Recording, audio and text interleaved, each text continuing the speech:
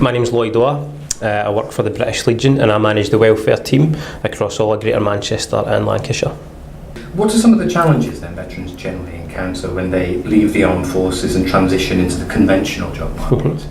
So the good news is most people do transition from the armed forces successfully, but for those who don't, it can be a real challenge.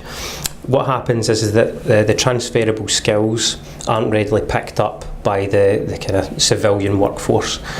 So by looking at a standard CV with a list of skills and experience from the armed forces, doesn't necessarily translate.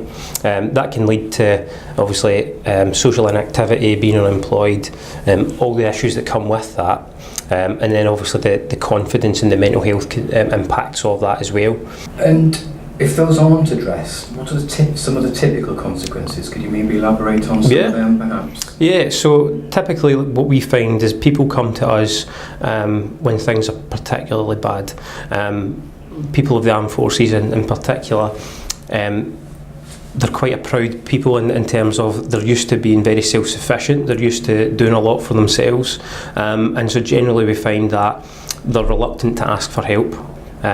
The help's obviously there for them, but they like to kind of go and do things on their own. So generally what we find is that they'll go and without any additional support, they're just plugging away at the issue themselves. What we can find happening there is they end up getting into things like debt, their mental health can really deteriorate, physical health can have an impact on that as well. So generally when we pick people up, they can be quite a low point. There might be other issues that need to be addressed before employment is actually looked at, because the situation has got so bad. So ideally, additional support at the stage where they're looking for employment and being active could solve a lot of problems and prevent further problems down the line. So how do you hope the partnership with Alliance Manchester Business School can assist? So I'm confident that the partnership with the business school will actually be able to assist in quite a lot of the ways that we were just discussing. Debt in particular is obviously a big problem, and that comes from being underemployed or unemployed. So by giving people the skills, the confidence and the tools to actually get gainful employment, that immediately alleviates that. Along with the assistance in particular with reviewing finances.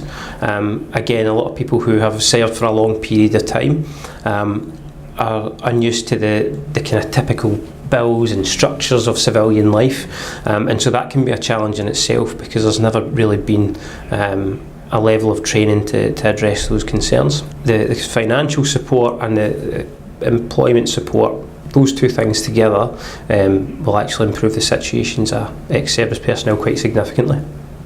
And so for you personally, you've attended the Manchester Management Development Programme. Yeah. How did that programme support you personally? Could you elaborate on perhaps what you benefited the most from that? Yeah, that course was fantastic. For me personally, I was able to get a kind of different view of what it means to implement strategic change in a larger organisation. So it got me thinking in a completely different way in terms of the stakeholders you need to get involved, how you form your ideas and how you present your ideas to others, as well as actually making some quite interesting links, because the attendees were so diverse.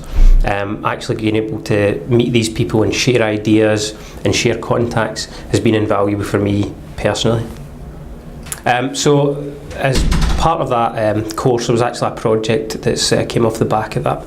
I felt fully kind of supported by the course to actually take this on.